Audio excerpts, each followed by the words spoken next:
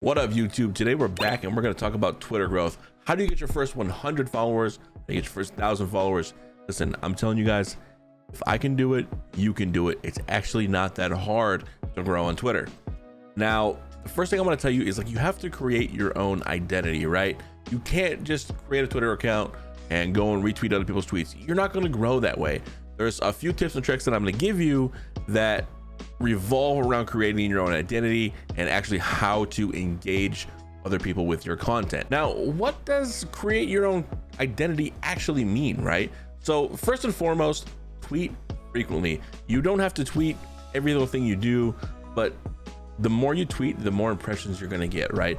The more people are going to have a chance to interact. Now, just saying tweet frequently, there's actually like a point in time where you tweet too much. So you don't want to be that person, but you do want to tweet frequently, a couple times a day. If you tweet too much, you're actually probably gonna be the person that people are gonna unfollow, and then, or maybe even worse, just mute you. So there's a fine line that you have to walk.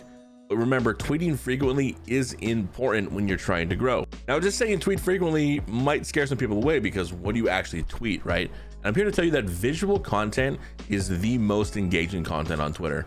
I do this and you do this, whether you realize it or not. When you're scrolling through your phone on Twitter, you're more apt to stop at a picture or a video, and we all do it, even if we don't realize it. People are going to click on your picture just to zoom in and see what's in the background of your picture, or people are going to watch a video just because if there's a bunch of other impressions, they want to see why people are watching it and liking it. So visual content is huge, and it can be so many different things, right? It could be a viral moment from your stream. Go ahead and post it. Maybe people are gonna like it. Just be careful if you stream DMCA music. Make sure you don't post it to Twitter, because Twitter don't play with DMCA. They don't play at all. So just be careful with that. Now, if you're gonna post a go live tweet, maybe post a selfie with it. Anything to get people to stop scrolling and take a look at your content is gonna be absolutely huge for Twitter growth. Now, there's so much more than posting your own original content on Twitter if you're trying to grow there. It's really important to interact with other creators, in their replies and their likes. It's important to interact with brands and teams. Anywhere out there that you can get your name seen is big. An impression goes a long way on Twitter, and just having someone click on your profile means they have a potential to follow. Not everyone's gonna follow, of course. Don't get me wrong, it's not that easy. But as simple as, like, say you're a fan of NRG, like I am, right? I love NRG, I love Cloud9. NRG made a tweet the other day. They had like 12 of their creators listed out on, January was a person all the way through December. And they said, whoever your birth month is your duo. So I was just being funny, right? My birthday's in January. They posted January picture was Clicks himself. I posted under my birthday's in January. I don't even know who January is. That post blew up and got 30,000 impressions from a subtweet. It was just me being a clown. Of course I know who Clicks is, and I would love to play with him someday. Don't get me wrong. I was just literally being a clown. But 30,000 impressions, that means 30,000 people saw my name, BIGSYN TV, and clicked on my profile or interacted with my tweet. People were clowning on me. People were saying, oh, it's Clicks, and tagging Clicks. And Clicks ended up even liking the post. So there's so much more than just like creating your own content. Just be really interactive in the community, and you never know. I mean, it goes so much further than you probably think. Now you're doing all that, right? Now what's the next step? The next step is, when you're creating your own content on Twitter, aim for retweets. Now, you can't always do this, and there's no direct science behind it, but aim for retweets means, like, post things that people are gonna resonate with, things that people are gonna relate to, and they might retweet it or quote tweet it. Now, I'm gonna give you an example from my timeline. I posted this the other week. Before I even decided to make this video, I saw a tweet, and I'm gonna read it to you. It says, saw this and it resonated. And it was a quote that said, lazy people will do little work and think they should be winning. Winners work as hard as possible and still worry if they're being lazy. That was the quote. And then I said, I think this is a part of my imposter syndrome. I always feel like I'm not doing enough, but I know I put in the time. Now, it didn't get a ton of retweets, but it got 4 retweets, and that's actually pretty decent for me.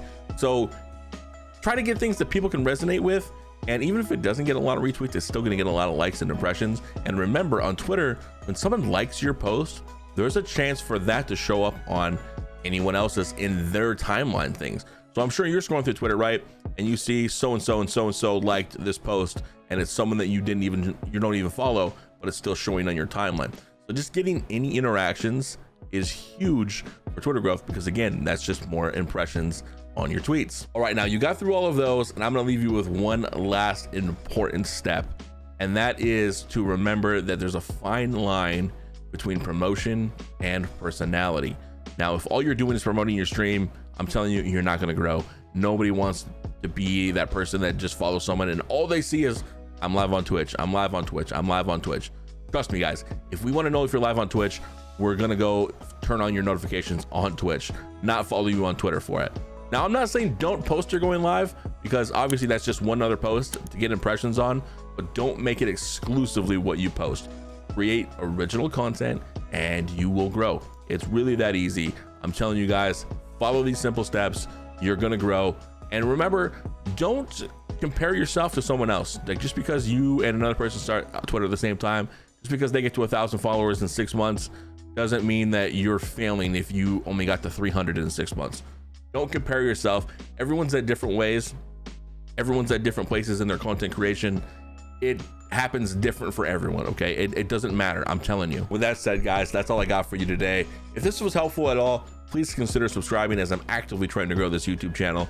And also, if there's any tips or tricks that you want about how to grow on Twitch or Twitter, or how to set up anything on your Twitch, let me know in the comments below. I'm happy to make a video about it.